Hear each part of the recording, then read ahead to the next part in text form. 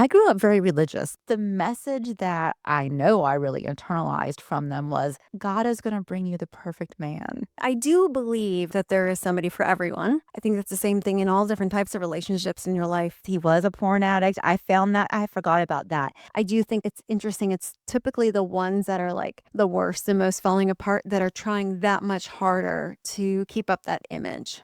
And that's exhausting. I've learned so much that a lot of the beauty in life is in the mess. So perfection in a way is kind of sad. And there's no such thing. Happiness is not about perfection. It should just be more about, finding connection and acceptance and growth. Welcome to a Holistic Dose. We've been through the plot twists, divorce, parenting, burnout, reinvention, and now we're doing midlife with way more honesty and way less BS. Think of us as your unfiltered friend, here to remind you that you're not too late, too old, or too far behind. I'm Tiffany. And I'm Jeanette. And today we're going to be talking about the myth of the perfect partner. Now, if we've grown up in, the 80s, the 90s, and lived through the 2000s, we've probably, had this idea of what the perfect partner looks like. And I know we can pull a lot of sources from movies and shows. Jeanette, what do you think about this? I have a lot of thoughts about this. So I grew up very religious. So my experience with this, I'm sure, is very different than yours.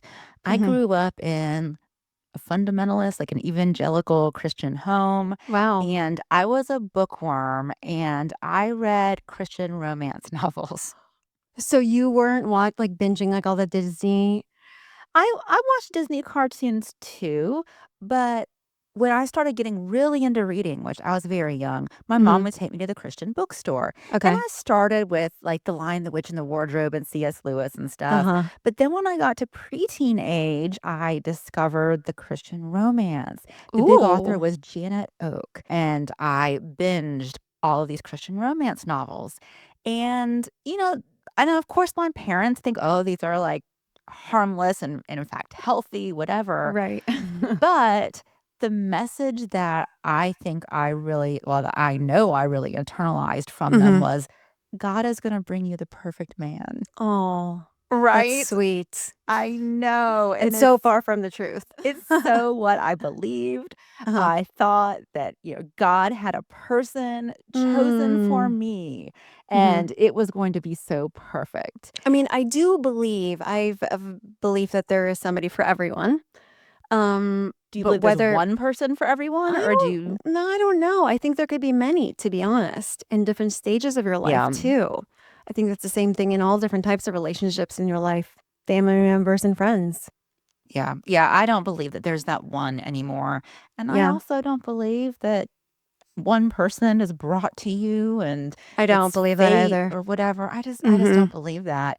But I did when I met my first husband, and I was early 20s, I guess. Mhm. And I still believed, God is going to bring me the man I'm supposed to marry. Mm. And then he was a minister. He was a Baptist minister. So I was It's like, like, "Oh, yeah, this is meant to be." exactly. Like, Definitely. obviously, this is what God intends because he brought me a Baptist minister who wants to get married. What And did your mom think about that? Did she think it was like, "Oh my god, this is the best thing ever?" yeah, I mean, kind of. I think both Mhm. my parents believed that too. Like, Really? we've prayed for this and, God's Wow. going to bring someone for Jeanette. And it was a shit show. So that marriage. There was. Tell us a couple of things about it, because those stories. Ah, wow. Ultimately, it ended up that, okay, he was kind of the end of that marriage, and there were weird things going up to this. We Mhm, were only married for about a year. It was not long. mhm. How long did you date before you married him? We probably dated for, God, I don't know, maybe a year, but we got engaged Mhm. real fast. I mean, looking back, it was like so many red flags, like moved Right. way too fast. But when God intended this, like, why Sure. wait, right? Right. There's plenty other cultures that are doing it, like the Mormons and everything, like, Yeah. way younger, and they're, like, matching partners up, so Yeah. So the end of that relationship was, remember MySpace? Uh-huh. And I got onto MySpace and there was this feature where you could put in somebody's email address. Oh, no, you could put in your own email address and would find your contacts, right? Oh, But it was like a yes. new feature to MySpace. Today is Uh-huh. no big deal. So I Mhm. put in my email address and my husband came up and I was like, huh, he has a MySpace profile. Interesting. And then I went and looked at it and it says he's single and he had all these like really attractive young women were all of Mm. his friends and they were all like local in Atlanta. I'm like, this is really suspect. And MySpace, for those, if anybody's listening who's not familiar with that, that's kinda like pre-Facebook. Yeah, that was like yeah, exactly. Facebook Mhm. came next. So I threw a fit and told him I'm gonna assume he's sleeping with every single one of those women if he didn't give me his password. So he did give me his password, Uh-huh. and I did not find proof that he actually was sleeping with these women, but he Mhm. was setting dates and, like, meeting Wow. people and yeah, and I'm like, "You know what? You are such a hypocrite." And Mhm. then it turned out that he was stealing money from the church that he worked from. I don't know if I knew I that. don't I didn't even find this out until after Oh I my left god. him, but there were so many other things, like, he would lie about weird things, like, stupid stuff, like, "Oh, yes, I had the oil changed on your car," and he hadn't, or the things that's like, "Why would you lie about this?" Right. So, a lot of it was so weird, but when I caught him on Or maybe MySpace he was, like, saying, and like, "Oh, I'm going to do this task so that he can go out and do other things," I don't like know. I have no idea. But I was like, we've been haven't been married for a year. We don't have kids. He's Mhm. lying to me. He's not who I believed he was, so Right. I'm out of here. This fairy tale is over. Yes, but a woman that he used to work for, or work with, who worked at the church, contacted me after the divorce, and Mhm. she said, "I just want to let you know that I never reached out to you because I believed his side of the story, Mm. and he was one of these very likable people, Right. right? I mean, he was a minister, and But then he was the closet, like, porn addict. yes, he was a porn addict. I found that I forgot about that. That was after the MySpace incident. I was studying for the bar exam when this happened. Oh my god. You're like, "I S do not have time for this shit." Exactly. So I was like, "I can't deal with this." I went to my parents' house, studied, but then, yeah, later I did like, when I say later, I mean a few weeks, like, after I got through the bar exam, I found, like, all this porn, and it was not normal porn. It was, like, Mm. concerning porn. So, And yeah, then I remember you had checked, you saw, like, the frequency of how often he was yeah, going. there was one time where he and I can't even remember what we were doing. This was I mean, God, this was almost 20 years ago at this point, but we were running back to the house because I had to run inside and grab something, and we did. It was, like, maybe 5, 10 minutes, and then we left to go where we were going, and later when I checked his internet history, in that 5 to 10 minutes that we were home, when I was just, like, running in to, like, go pee and, grab something, maybe walk the dog or something, he was looking at porn. I'm like, Oh "This my is not god. normal," and he's No. a minister who claims to be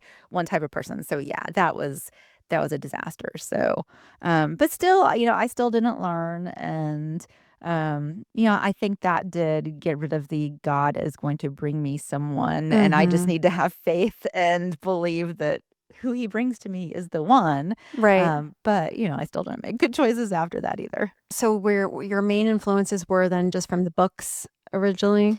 Yeah, I mean, in the church, and I mean, Mhm. that was kind of the message that the church told us in youth group as Yeah. well was, you're intended for, someone that God's going to bring you and just Mhm. trust in God and this will happen. And so I very much was okay, I'll just see who God brings me. And so I didn't really think about, oh, I need to have certain criteria, or I didn't really do a lot of soul searching of Yeah. like, what do I want? Because I thought God was going to Right. figure that out for me. Well, you know what, I'm curious because I didn't grow up with parents that were still married. Did any of your choices, did they get shaped at all by your dad, like, showing you, like, this is how a man should treat you and things to look Yeah. for? I mean, somewhat, but a lot of that again was like the religious aspect. Like my Mm. family was very religious. My dad was an elder in the church. So I kind of viewed it as, the man it's good if he's a religious leader, right? Uh-huh. But my family, even beyond religion, also shaped me in what I thought was, typical. My entire family, including my parents, got married right after college. Mm. And my mom, she got an associate's degree. So I was 20. I think she was 20 when they got married. Oh, wow. And they met when she was a senior in high school and they went together to her high school prom.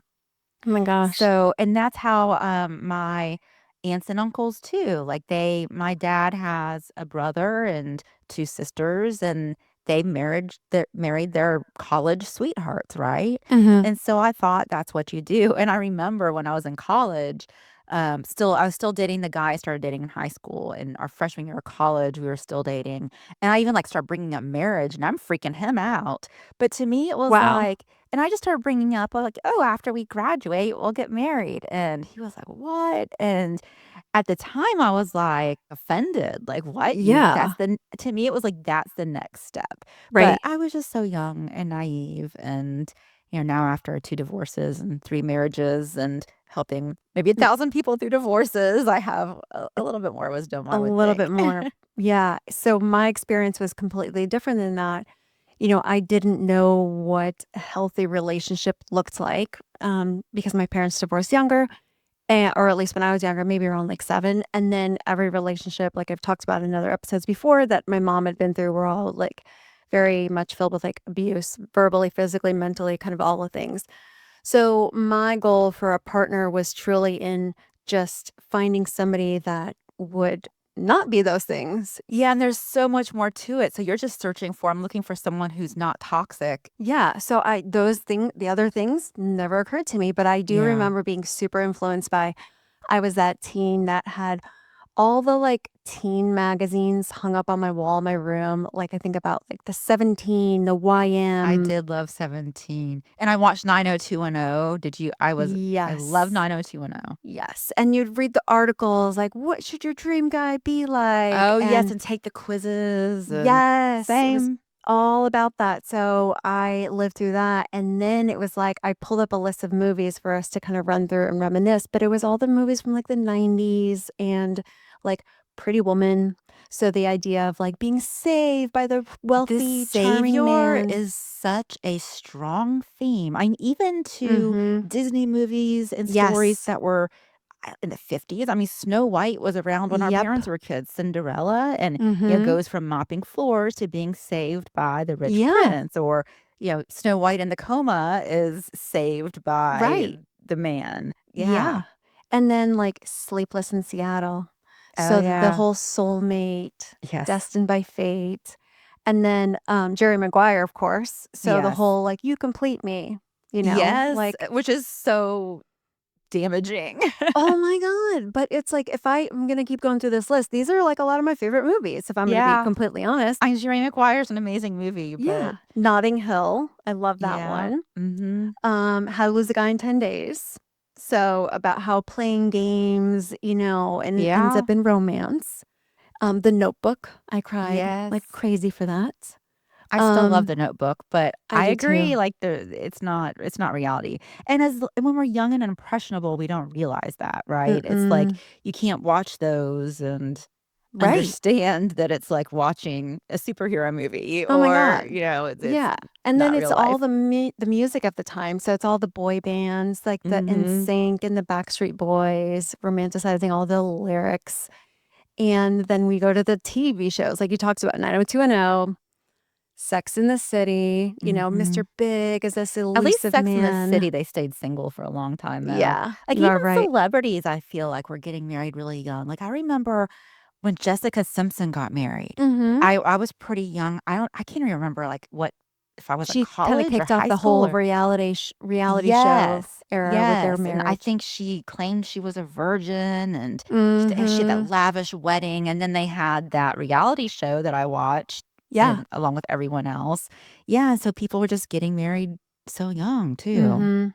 Yeah, but I think, yeah, it was interesting with that just because they were bringing out a little bit there was so much reality in what they were doing there, in their personalities and kind of everything, and then it doesn't always end up that way. Yeah. Mhm. Yeah, and then also we have our checklists. So I know Yeah. that we have these expectations too. And this is some of the things that I worry about or think about when I know we've talked about this on the sidebar, but like all these kids now who are in high school and doing these promposals, I feel like Yes. that is just setting girls Why up. have these, huge expectations as a teenager? Right. Yeah, I can't I even agree. get that as an adult. Yeah. So, like, how are we gonna have these kids set this like, where's the bar at And that is that point? what really matters? I think it makes Right. more focus on, I don't know, what outward things that other people can see, Yeah. and instead of what character and goals and Right. shared values. Like, how big can I outdo this to just get Yes. it on Instagram or so my friends can see? And I just Mhm. think, I'm not into that at all. I think it just makes it really difficult for any of our kids that we're raising, It's and also interesting, like, as a parent of 3 teenagers now and seeing them mhm. start to date and making their own mistakes, Yeah. and it's interesting just kinda having to tell myself because as a parent, you can see, like, "Hey, this Yeah. person's not gonna be Mhm. forever," but they have to figure it out on They their have to figure own. it out. And it's interesting because I think back to, like, who I dated when I was super young Mhm. and not even realizing, the guy in the band or the artist, or Yeah. you don't realize the importance of having shared goals. You just don't know. Yes, And and depth in character and everything. Yeah. yeah.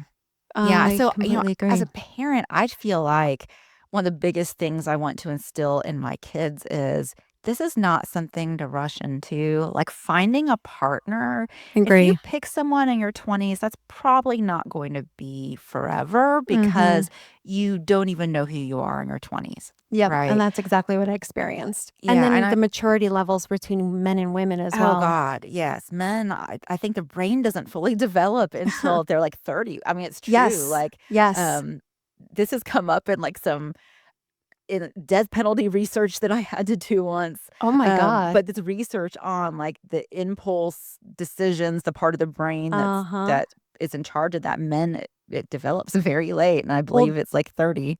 yeah, and that's why, and I think for women, it's then maybe like 25, which I think is why they set the rental car Oh, age to interesting. 25. Yes, because your Yeah, brain, and I think they just set it at whoever comes first at that. And I guess they just can't exclude, like, only women can get it at 25 and men. But yeah, yeah.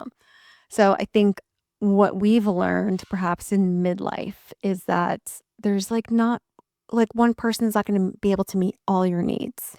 yeah, I think that's a huge lesson, and, Hmm. something that even now in my 3rd marriage, I'm finally figuring out Hmm. that, my husband doesn't need to be my everything, and really he shouldn't be my Right. everything. Right. So I think people have to think about, okay, what are the qualities that really matter to me in a partner?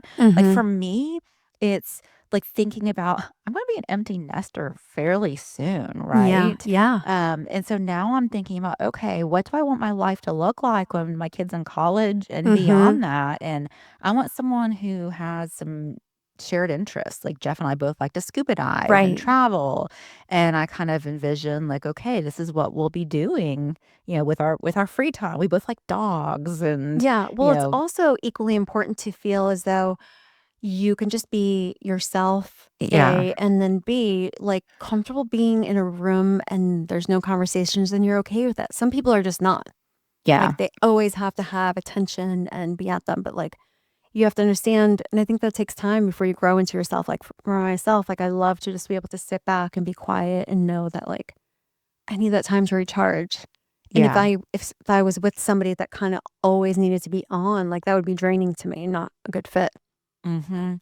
Yeah, and then my husband is not the person who's going to wanna go to parties and be real social, Right. and that's like when you were and I were at that event last week where Mhm. we're, like, in cocktail dresses and, Yeah. ordering cocktails and talking to people. I mean, I sent him a little video saying, like, Mhm. "Jealous?" Like, as a joke because Right. I knew he would much rather be at home than there with me, and so I do think it's important to have your group of friends and Mhm. just have different relationships that fulfill you as a Yeah. whole. And make sure you have that identity of yourself. And I think that's Yeah. where it comes to as well, like, what's the difference between compatibility and chemistry, right? Yeah. And which one is gonna sustain. So I think you need to have a bit of the both, but I think people are Mhm. more immediately drawn to that chemistry draw, right?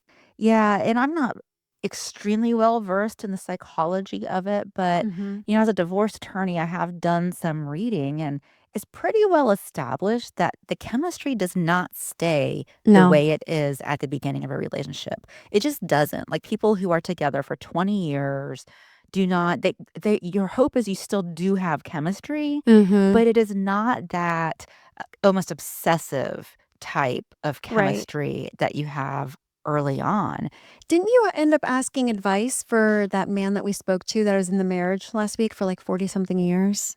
Didn't you ask him marriage advice? I thought you did. I don't think so. I asked him a lot of like career and leadership Oh, yeah. advice. I don't remember bringing up, but he did bring up that he had been married for a very long time. Mhm. Yeah. Yeah, so you say you see a lot of people splitting up because they felt like they had the chemistry and they're like looking for it and they're like, it's no longer there. Yeah, I mean, I see some people I would say the vast majority of my clients found out that they just have a complete difference in values. They got Mhm. married kind of youngish. When I say youngish, a lot of them, got married at 30, not extremely young, but just as life progressed, realized we're not wanting the same thing. So I would say that's the vast majority. But every once in a while, I will have a client or a consultation because a lot of times I send those folks to therapy or I Mhm. encourage them to go to therapy. Because there are people who sometimes when I hear their reasons for the divorce, I'm thinking they don't have realistic expectations. Like, Mm. um, you know, just I don't know, real life takes over, right? And Yes. sometimes we fail to prioritize our relationships Mhm. and, don't make sure we do date night and all of Yep. that. And I do think that some people start reaching out to me before they've really tried to work on that. And so those folks I do say, "Hey, have you guys tried marriage counseling yet?" Because I always recommend that everyone try marriage counseling before moving forward with divorce, right? Like, I don't want to get people divorced if they're possibly able to work it out. So there are some people who, after talking to me, will think, well, maybe we do need to go talk and talk to a therapist. And occasionally they're able to work things out. And I feel that sometimes that can also happen because you might see within your friend group that somebody recently became single and they're dating somebody and they're like, "Oh, that looks so fun."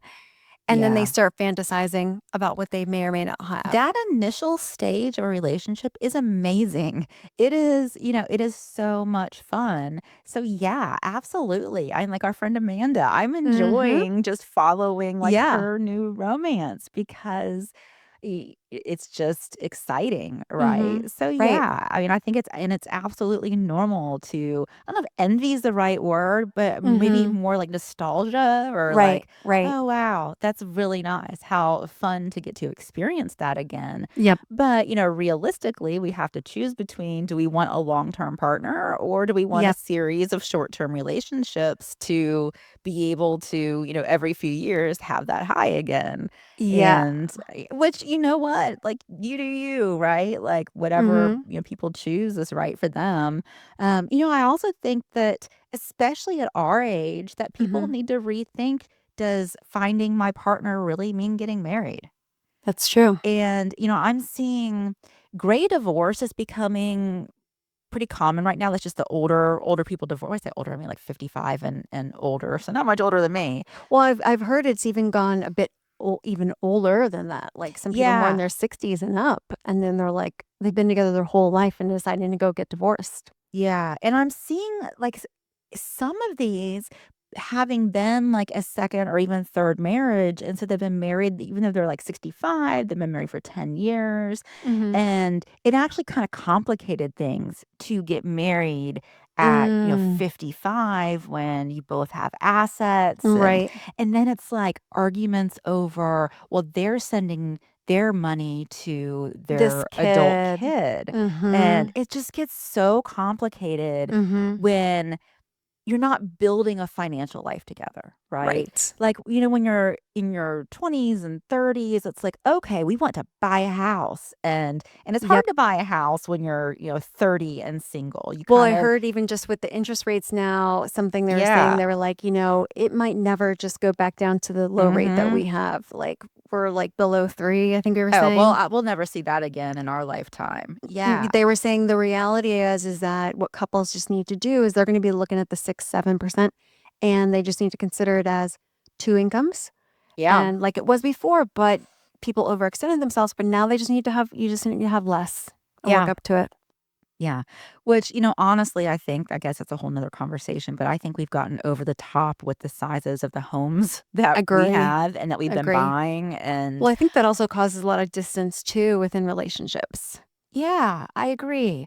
Mhm. I think the upkeep of the house, I mean, I Mhm. know Jeff and I both look forward to having like a little cottage with, you Yeah. know, one or two spare bedrooms for the kids to visit when they're adults. But yeah, I think that when you're in your 40s and older, that it is a viable and maybe a really good decision to be like, Mhm. look, we don't necessarily have to have marriage.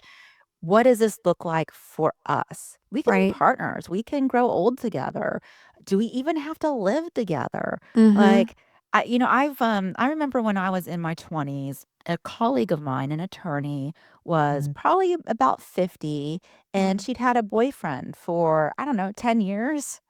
And I remember when I was in my 20s thinking that was weird and asking her, "Don't you wanna get married?" And she's like, "Hell no, I don't wanna get married. Right. I have my house. I go home to my house. I see him when I wanna see him. Mhm. He can come over or I can go over there, and then when we need our space, we go to our own space, and it's my stuff." And, Mhm. it's just I think there's a lot that's attractive about that. It's not that one option's right or wrong. I think Right. that people just need to be open-minded and don't just assume that marriage is the only thing that makes sense. Yeah, I agree. I have one of my best girlfriends, Ella. She's in a relationship for several years with her boyfriend, and they prefer for that reason to keep it separate. Like she's been married before, and he has as well a couple times. So it's just, and they have the kids, and they keep things together. But I think because you don't put that label on it in marriage, it keeps things a little bit lighter. There's just Yeah. something about that, not having that contract there too. So that's something as well. Yeah. I mean, okay, this is probably gonna be controversial. Go for it. But I think men also stop trying as hard as soon as the ring goes on. And Yeah. I Uh said this huh. to a therapist one time, and she said, and I have not looked into this. Okay. She said that testosterone drops in men I've heard that after too. marriage, and that Mhm. it's more like, okay, they're pursuing, pursuing, pursuing. And then once they find their mate, it's more, okay, now it's about kids and earning money and the day to And day. it's chemically, it's like nothing that in their Yeah. mind consciously they wanna control, but it's just how they're made. So Yeah. it's like, why not keep them in that pursuit stage a little bit? I So don't it looks like know. you Like, guys are gonna get another get a divorce. Just kidding. no, no, but I just growing older has made me think like, hey, we need to consider our options, and it Mhm. doesn't need to be like what society has always told us we need to be doing, especially if Mhm. you are financially secure on your own and, Yeah, don't need the combined income to live. exactly. And I think that comes from, like, it's like redefining now in your midlife, like, what is a good partner? And for me, a lot of it is a healthy partner, but in healthy habits and everything. And even just myself being on the GLP-1s, I'm not really hardly drinking, even when we went to Mhm. that event last week. So making sure that things are, a good fit for you and your family, but it doesn't have to be like what everybody else has. Yeah. And another thing to realize, and I think people know this, but I don't know if they really realize the extent of it, like how fake what we see on social media is. And really, one of the reasons that I know it's so fake is because these people that I see posting these amazing photos reach out to me about their divorces, Right. And you would right? like, I would never think. Exactly. And of Yeah. course, anyone who reaches out to me, I never share anything, but No. just know that a lot of times the people who are posting about their Mm-hmm. Prince Charming of 20, 25 years, they're thinking about leaving him. Yes. It's kind of interesting. It makes me wonder, like, why is it so important to people to paint such a rosy picture when it's like the opposite or so different than reality? Like, I don't know. And I get not posting like, oh my, I got in a fight with my husband, or, Right. Right. like I get not posting the negative, but why not just post like, hey, here's a picture of, I don't know, us going out to dinner. Why like have all the wordy I think we're in such a competitive society, and I think it's come, up ever since social media and everything. And then it's like, I know for myself too, there's like a fear of failure and different things. We put pressures on ourselves, and I'm like, nobody really cares. No, they They don't. really don't. But I think it harms so many other people with them thinking like, wow, look at this person. They really got it. And then Mhm. you learn quickly. I do think it's interesting. It's typically the ones that are like the worst and most falling apart that are trying that much harder to keep up that Yes. image. Yeah. And that's It's exhausting, interesting and exhausting. really Yeah. exhausting. I think that's in some takeaways here. We can look at really reframing what the perfect partner is. And maybe it's more about having an authentic partner. At least that's what Yeah. I want.